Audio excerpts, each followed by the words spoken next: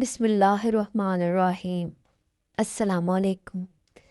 Japan, 6 اگست 1945، ایک خوبصورت صبح۔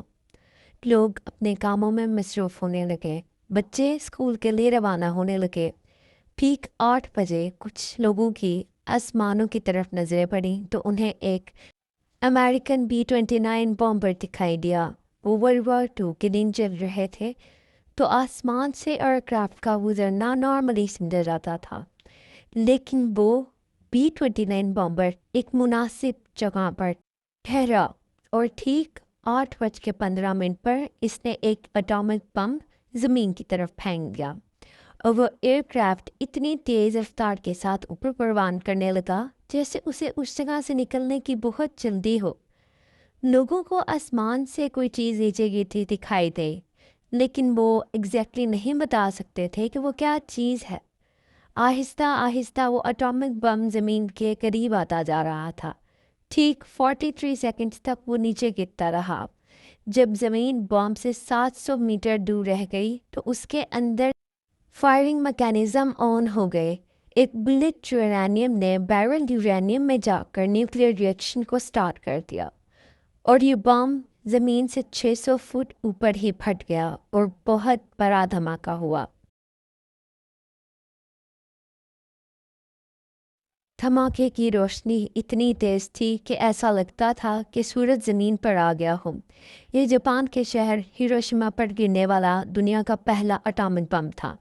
اس کا وزن 900 پاؤنڈ تھا اور اس کا کوڈ نیم لٹل بوائے تھا۔ اس دھماکے نے کل 80,000 لوگوں کی جانیں دبوچ دیں، جن میں بچے، بوڑھے اور جوان حضرات بھی شامل تھے۔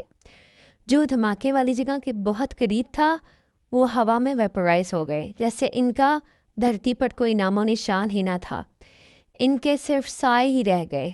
ان سائے کو ہیروشیما شیڈوز کے نام سے بھی یاد کیا جاتا ہے۔ اس خطرناک دھماکے میں تقریباً 76,000 عمارتیں بالکل تباہ ہو گئیں۔ کچھ لوگ اتنے برے طریقے سے زخمی ہو گئے تھے کہ ان کے جسم کی کھالیں پگھل کر ان کے جسم کے ساتھ ایسے لٹک گئی تھیں جیسے جلے ہوئے کپڑے۔ ہزاروں لوگ خون کی الٹیاں کرتے مر گئے تو دوسری طرف آگ ہی آگ اور دھواں ہی دھواں۔ کسی کو کوئی اندازہ نہیں تھا کہ آس پاس کیا چل رہا ہے اور وہ کہاں جا رہے ہیں۔ کتنے ہی لوگوں نے اپنے پیاروں کو اپنی آنکھوں کے تلے سامنے تڑپ کر مرتے دیکھا، مگر وہ کچھ نہ کر سکے۔ اٹامک ریڈیشنز کی وجہ سے ہونے والے کینسر نے 2 لاکھ افراد کی جان لے لی اور یہ سلسلہ تقریباً 5 سال تک جاری رہا۔ جب بھی کسی کو کوئی تکلیف آتی تو لاکھ کوششوں کے باوجود ان کی بلیڈنگ رکتی نہیں۔ لوگ بہت برے حالات میں ہلاک ہوتے جا رہے تھے۔ ریڈیشنز کے اثرات سے شکار لوگوں جسم گلنا مرنا شروع ہو گئے۔ لوگوں کے حالات بہت خراب ہوتے جا رہے تھے۔ جو دھماکے والی جگہ کے جتنا قریب تھا اس کو اتنا ہی نقصان اور تکالیف کا سامنا کرنا پڑا۔ امریکہ نے حملہ دوسرے جنگ عظیم کے دنوں میں کیا تھا جب جاپان نے ہر پر اٹیک کیا، تو امریکہ نے اس کے بدلے جاپان پر اٹامک بم پھینک دیا۔ جاپان نے امریکہ کا کافی نقصان کیا، جن میں ان کے 2 فائٹر جیٹ کو جاپان نے تباہ کیا اور 2500 دنیا کا پہلا اٹامک بم ہیروشیما اور دوسرا ناگاساکی پر گرایا تھا۔ ناگاساکی پر گرایا جانے والا اٹامک بم 20 پلوٹونیم تھا، جس کا کوڈ نیم بیٹ مین تھا۔ اس دھماکے میں تقریباً 2.5 لاکھ لوگ ہلاک ہو گئے، جن میں صرف 9,000 فوجی تھے۔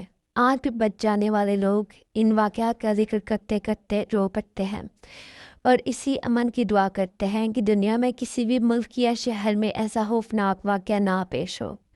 70 سال پہلے دنیا میں جب پہلی دفعہ اٹامک بم کا استعمال کیا گیا تو اس نے 3 سے 4 لاکھ لوگوں کو اپنا نشانہ بنایا۔